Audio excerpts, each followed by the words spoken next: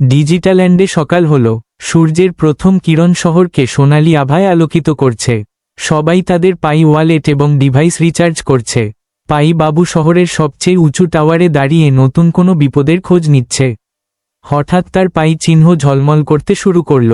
তার চোখে অ্যালার্ট দেখা দিল, একটি নতুন বিপদ আসছে।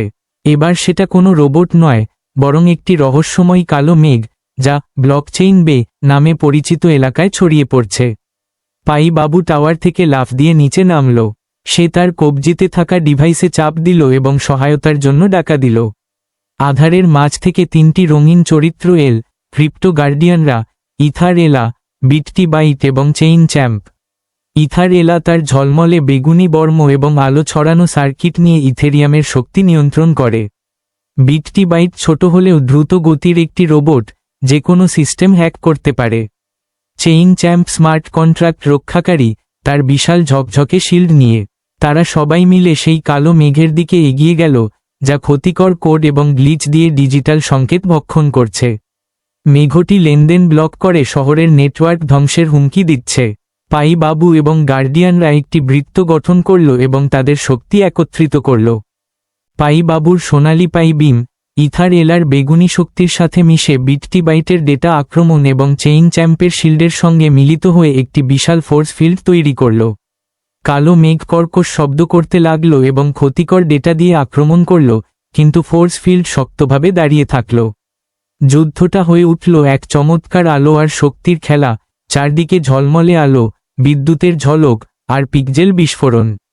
বিটটি বাইট মেঘের মূল কোর হ্যাক করল এবং একটি ভাইরাস পাঠালো, যা মেঘের কোড দুর্বল করে দিল। মেঘ দুর্বল হয়ে ভেঙে গেল এবং ক্ষতিকর অংশগুলো হারিয়ে গেল। ব্লকচেইন বে আবার ঝকঝকে আলোর মতো জ্বলে উঠল। মানুষজন আনন্দে চিৎকার করে উঠল, তাদের ডিজিটাল জীবন ফিরে পেল। পাই বাবু তার নতুন বন্ধুদের দিকে তাকিয়ে বলল, আমরা একসাথে ভবিষ্যৎকে রক্ষা করব। অন্যদিকে গোপন ঘরে সেই ছায়াময় ব্যক্তিটি আবার মনিটর দেখে বলল, তারা শক্তিশালী হচ্ছে, কিন্তু আমার পরিকল্পনা শুরু হয়েছে মাত্র। পর্ব শেষ হল।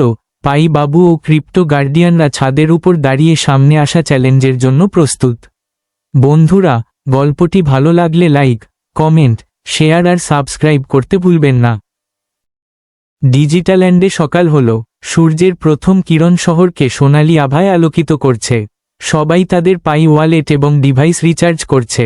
পাই বাবু শহরের সবচেয়ে উঁচু টাওয়ারে দাঁড়িয়ে নতুন কোনো বিপদের খোঁজ নিচ্ছে। হঠাৎ তার পাই চিহ্ন ঝলমল করতে শুরু করল। তার চোখে অ্যালার্ট দেখা দিল, একটি নতুন বিপদ আসছে। এবার সেটা কোনো রোবট নয়, বরং একটি রহস্যময় কালো মেঘ, যা ব্লকচেইন বে নামে পরিচিত এলাকায় ছড়িয়ে পড়ছে। পাই বাবু টাওয়ার থেকে লাফ দিয়ে নিচে নামল। সে তার কবজিতে থাকা ডিভাইসে চাপ দিল এবং সহায়তার জন্য ডাকা দিল। আধারের মাঝ থেকে তিনটি রঙিন চরিত্র এল, ক্রিপ্টো গার্ডিয়ানরা, ইথার এলা, বিটটি বাইট এবং চেইন চ্যাম্প।